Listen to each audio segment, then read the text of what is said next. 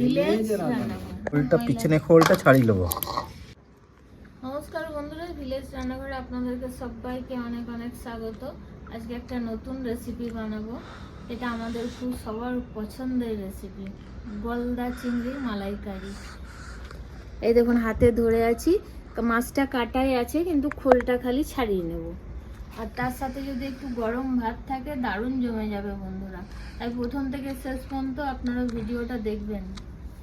নমস্কার বন্ধুরা, ভিলেজ রান্নাঘরে আজকে হবে গলদা চিংড়ি দিয়ে মালাইকারি। তো বন্ধুরা রেসিপিটা শুরু করব, আপনারা সঙ্গে থাকুন। এবারে কিন্তু আমি জলটা গরম করে এনেছি, ওই জল গরমটা এই নারকেলের উপরে দিয়ে দেবো। চিংড়িটা ছাড়িয়ে নিয়ে এসেছি, এবারে আমি হালকা করে করে নেবো, চোখগুলো করে দিব, ছাড়িয়ে দেবো। আর এই খোলটা পিছনে খোলটা ছাড়িয়ে নেবো।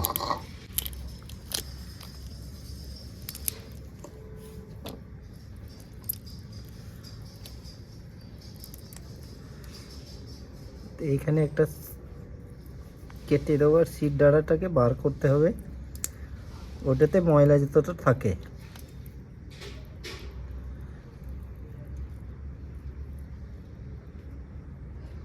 এই দেখুন বন্ধুরা, এই জিনিসটাকে বার করে দিতে হবে। এই জিনিসটা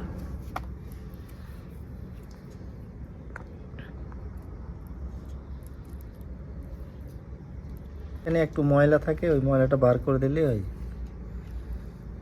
এই দেখুন, এই ময়লাটা বার করে দিলে হয় পরিষ্কার। বন্ধুরা আমি এটা গরম জলে ভিজিয়ে রেখেছিলাম নারকেলটা, এবার এটা পেস্ট করে নেবো।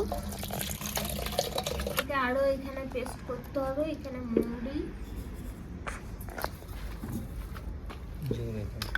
মৌরি দিলাম এখানে, আর এখানে কালো সর্ষে।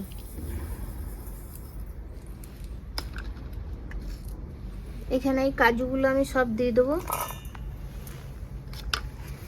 টক দই আছে, টক দইটা এর উপর দিয়ে দেবো।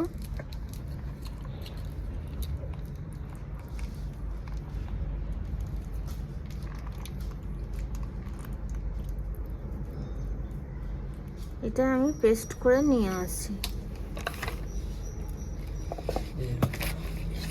মাছটা কাটা ধোয়া সবই হয়ে গেল। এবার আমি লবণ দিয়ে দেবো,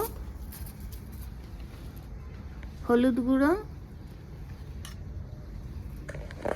আর হাফ চামচ লঙ্কা গুঁড়ো দিয়ে এটা ভালো করে মাখিয়ে নেবো।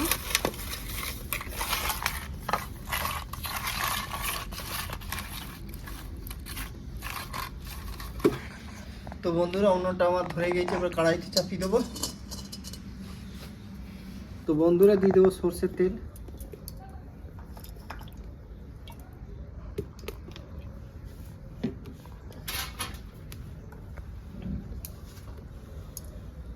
তো বন্ধুরা তেল গরম হয়ে গেছে, মাছটা আমি ভাজবো।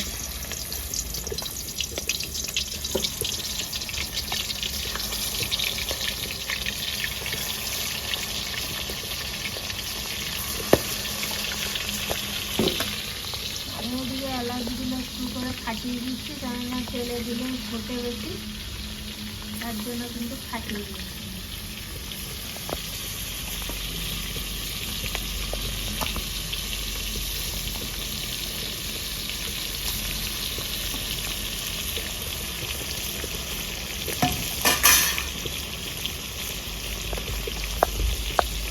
ভাজবো না, বেশি ভাজবে না, শক্ত হয়ে যায় চিংড়ি, গলদা চিংড়ি।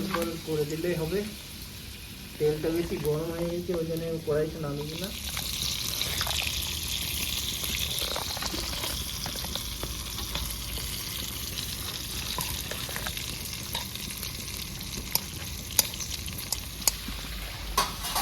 বন্ধুরা মাছ তো ভাজা হয়ে গেছে, তুলে নেবো, একটা একটা করে আমি তুলে নেবো।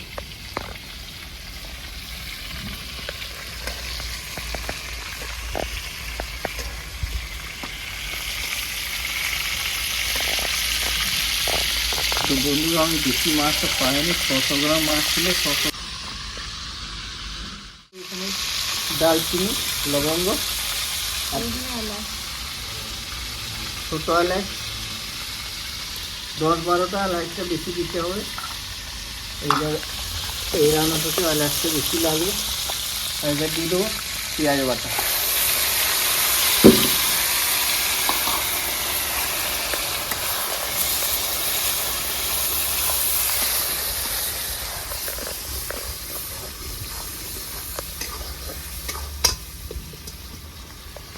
আমি আদা রসুন কাঁচা লঙ্কা পেস্ট দিয়ে দেবো। পেঁয়াজটা আমার ভালো করে ভাজা হয়ে গেছে।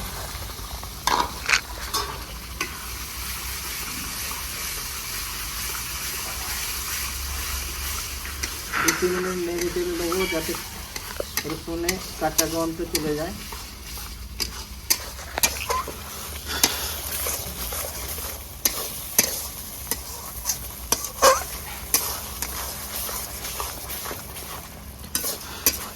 দিতে যাচ্ছি আমি লবণ।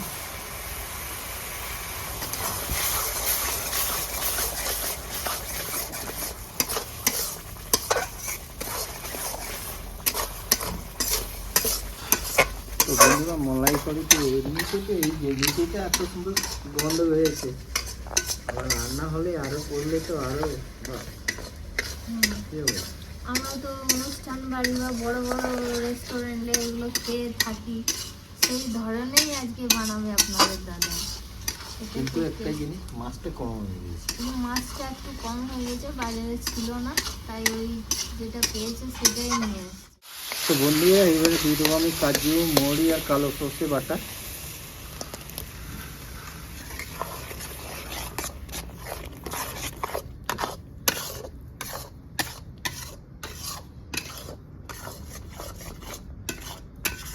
দেখো কত সুন্দর কালার এসেছে। তুমি এই করো, ওই নারকেল দুধটা বার করো।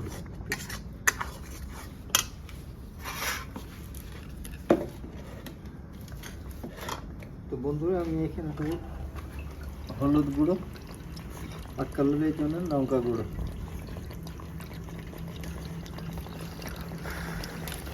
আর তাতে করে কিছু বন্ধুরা আমি এখানে নারকেলের দুধটা আমি বার করে নিয়েছি,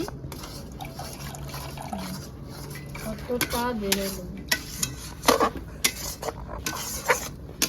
যেটা আমার ভালো করে আমি কষিয়ে নিয়েছি, একটা জল নাই, সব জলটা টেনে নিয়েছি। এবারে আমি এখানে নারকেলের দুধটা দেবো।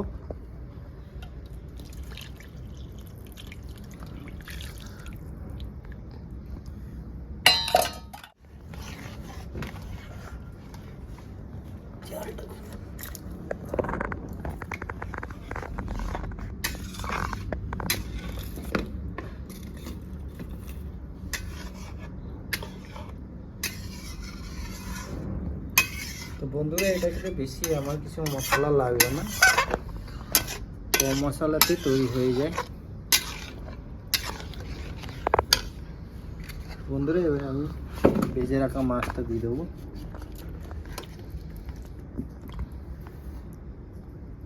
মাছের সঙ্গে যে তেলটা ছিল সেটাও দিয়ে দিলাম, এটাতে আরো ভালো টেস্ট আসবে।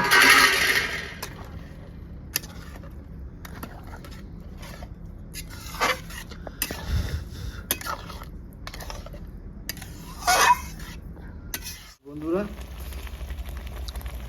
আমি এখানে দিয়ে দেবো 1 চামচের মতো গাওয়া ঘি। গাওয়া ঘি দিয়ে আমি একটু ঢাকা দিয়ে রেখে দেবো। তাহলে তো কোনো কষ্ট নেই, কত ভালো একটা গন্ধ বেরোচ্ছে। বাস ঢাকা দিয়ে 2-3 মিনিট রেখে দেবো, একটু ফুটে যা ভালো করে, তারপর নামাবো।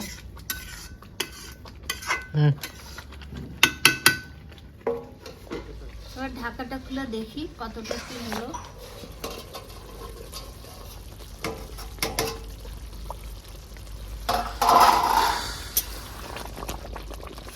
একটু খুন্তিটা দিয়ে নাড়িয়ে দিই যাতে নিচে না লাগে।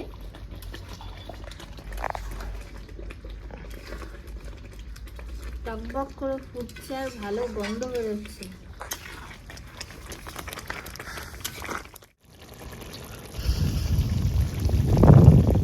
চিংড়ি মাছের মলাই করে আমার রেডি হয়ে গেছে। এবারে এখানে আমি গরম মশলা দিয়ে নামিয়ে দেবো।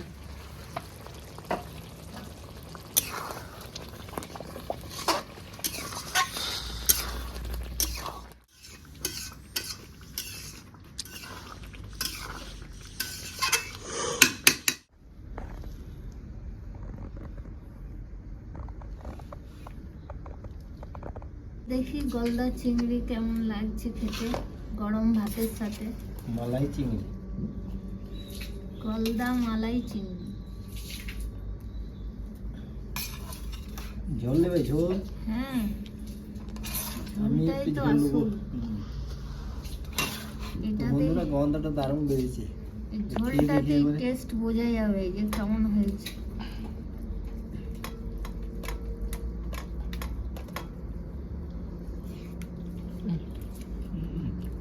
সলিড দারুণ দারুণ। সলিড বন্ধুরা। মাছটা একটু দেই, মশলাগুলো।